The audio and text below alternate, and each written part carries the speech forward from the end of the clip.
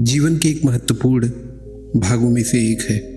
हर किसी के जीवन में परेशानियां आती रहती हैं, लेकिन जहां परेशानियां होती हैं वहीं पर उसका एक समाधान भी होता है।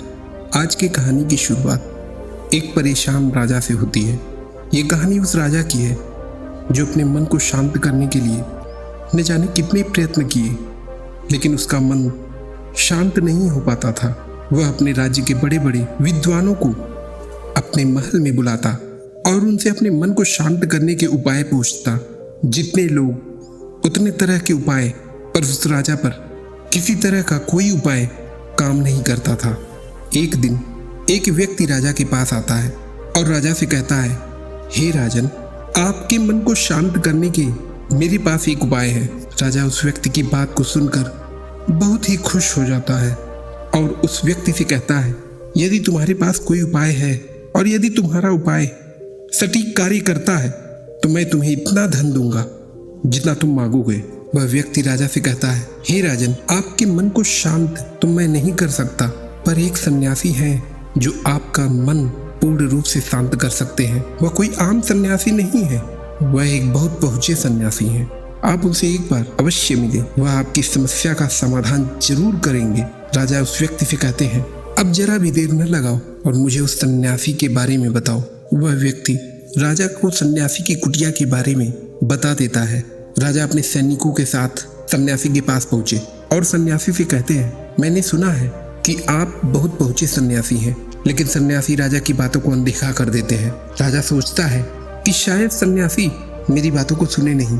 राजा फिर से कहता है, मैंने सुना है आप बहुत पहुंचे सन्यासी हैं, क्या आप मेरी समस्या का समाधान कर सकते हैं? सन्यासी राजा के किसी भी प्रश्न का कोई उत्तर नहीं देते हैं। राजा बड़े ही आश्चर्य में सन्यासी को एकटक देखता रह गया। लंबे समय तक जब कोई जवाब नहीं मिलता है तो राजा सीधे अपने प्रश्न पे आता है और सन्यासी से पूछता है कि मेरा मन बहुत अशांत रहता है, क्या आप मेरी इस अशांत मन को शांत कर सकते हैं? सन्यासी पूछते हैं, तुम्हारा मन अशांत क्यों रहता है? राजा ने कहा, वैसे तो मेरे पास किसी तरह के धन की कोई कमी नहीं है, मेरे पास सभी सुख सुविधाएं भरी पड़ी हैं, लोग मेरा मान सम्मान करते हैं, मेरा साम्राज्य दूर दूर तक फैला हुआ है, लेकिन फिर भी मेरा मन बहुत ही अशांत रहता है। यदि कभी कभी शांत भी होता है तो कुछ ही समय में पुनः शांत हो जाता है। मैं बड़े आशा के साथ आपके पास आया हूँ, क्या आप मेरे मन को शांत कर सकते हैं? सन्यासी ने राजा से कहा, हाँ बिल्कुल, मैं तुम्हारे मन को शांत कर सकता हूँ। राजा बड़े ही खुशी से सन्यासी से कहता है, मुझे बताइए, मुझे इसके लिए क्या करना होगा? सन्यासी राजा से कहते हैं, इसके लिए आपको कल सुबह मेरे पास आना होगा और ध्यान रहे आपको मेरे पास बिल्कुल अकेले आना होगा। राजा जाने लगे। सन्यासी ने कहा, कल जब आप आइएगा तो अपने साथ अपने अशांत मन को भी लेकर आइएगा, क्योंकि कहीं ऐसा न हो जाए कि आप चले आइए और अपने अशांत मन को अपने महल में ही छोड़ आइए।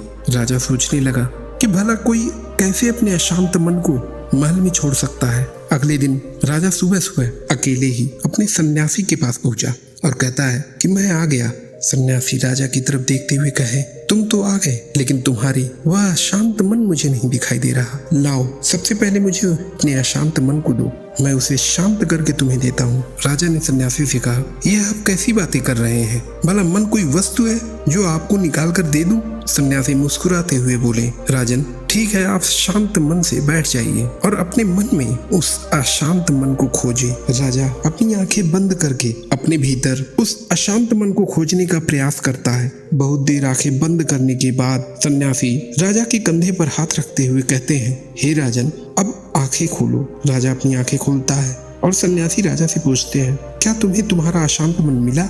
राजा कहता है, नहीं। सन्यासी राजा से फिर कहते हैं, कोई बात नहीं, अब तुम कल पुनः प्रयास करना, आज के लिए इतनी खोज पर्याप्त थी। राजा अपने महल चला जाता है। अगले दिन राजा पुनः सन्यासी के पास आता है और वैसा ही करता है जैसे कल सन्यासी ने बताया था। राजा बंद करके अपनी आंखों को अपने मन में अशांत भावना की खोज करता है और कल की ही तरह सन्यासी ने राजा से उसके अशांत मन को पूछा और राजा ने पुनः वही बात कही कि मुझे मेरा अशांत मन नहीं मिला। सन्यासी राजा को पुनः अगले दिन आने के लिए कहा। अगले दिन राजा पुनः सन्यासी के पास पहुंचा और ठीक पूरे दिन पिछले दिनों की तरह आंखें बंद करके अपने अशांत मन को ढूंढने का प्रयास करता रहा। और कई दिनों की भांति ही सन्यासी पुनः पूछते हैं क्या अशांत मन मिला, और राजा नहीं का जवाब देते हुए अगले दिन के लिए सन्यासी पुनः राजा को बुला लेते हैं। अगले दिन पुनः राजा आंखें बंद करके अपने अशांत मन को ढूंढता रहा और इस दिन सन्यासी ने उससे किसी तरह का कोई प्रश्न नहीं किया और वह राजा पूरी रात बैठकर अपने अशांत मन को आंखें बंद करके ढूंढता रहा। अगले दिन सुबह होने पर राजा की आंखें खुलती है और जैसे ही आंखें खुलती हैं राजा अपने सिर को सन्यासी की चरणों में रख देता और कहता है मुझे मेरा अशांत मन कहीं नहीं मिल रहा, वह शांति जरूर मिल गई है जिसकी तलाश में मैं दर दर भटक रहा था। उस राजा की तरह आप भी अपने मन को शांत कर सकते हैं, लेकिन जब तक आप अपने मन की शांति बाहर खोजेंगे तब तक आपको किसी तरह की शांति का अनुभव नहीं होगा। शांति कहीं बाहर नहीं, वह आपके भीतर ही है, बस जरूरत है उसे भीतर से खोजने की।